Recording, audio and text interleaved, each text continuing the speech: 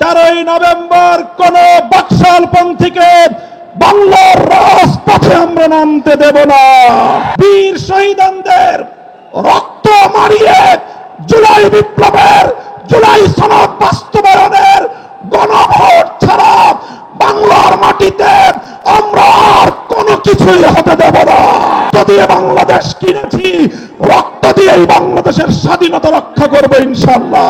হয় আপনি জুলাই বিপ্লবের পক্ষপাতী, আর হয় আপনি 72-এর বাকশালপন্থী।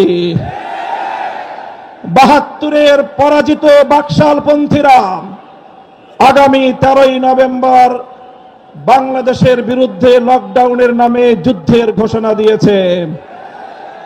আমি ঘোষণা করতে চাই, 13ই নভেম্বর কোন বাকশালপন্থীকে বাংলার রাজপথে আমরা নামতে দেব না।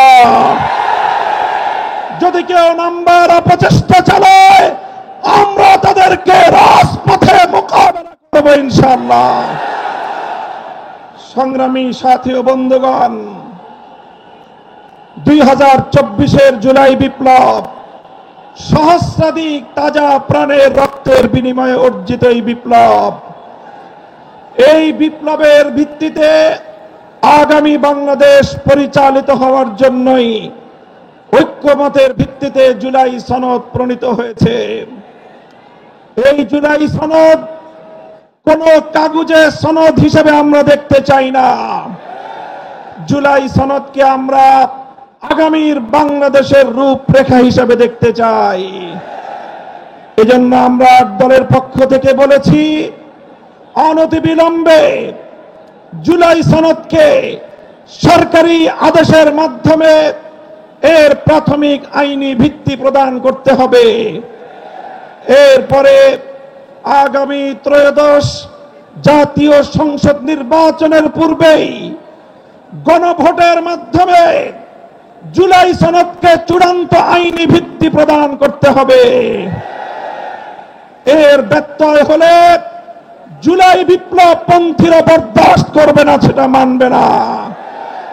আমরা সুস্পষ্ট ঘোষণা দিতে চাই, আমাদের জুলাই যোদ্ধাদের, জুলাইয়ের বিপ্লবে শাহাদাত বরণকারী বীর শহীদদের রক্ত মারিয়ে জুলাই বিপ্লবের, জুলাই সনদ বাস্তবায়নের গণভোট ছাড়া বাংলার মাটিতে আমরা আর কোনো কিছুই হতে দেব না।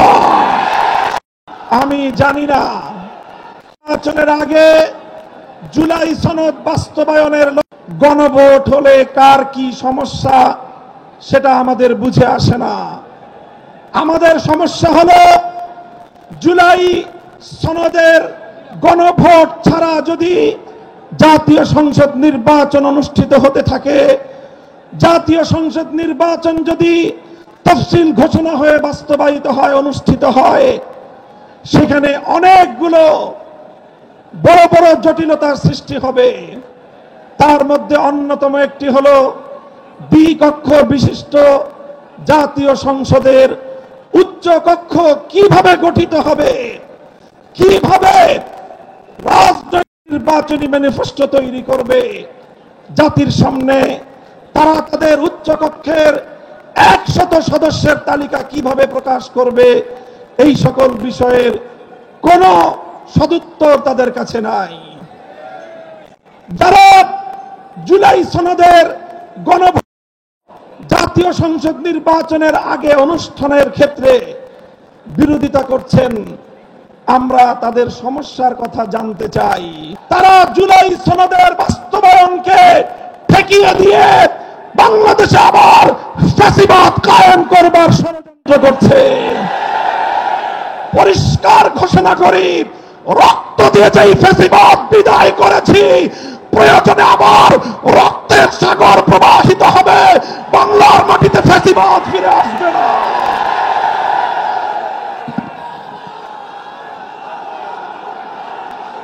রাজনৈতিক চাই, আমরা রক্ত দিয়েছি বালাকোটে, আমরা রক্ত দিয়েছি শাপলা চত্বরে, আমরা রক্ত দিয়েছি 2015 সালে, রক্ত দিয়েছি 2021 সালে, রক্ত দিয়েছি জুলাই বিপ্লবে, আমাদের মুখোমুখি দাঁড়াবার চেষ্টা করবেন না।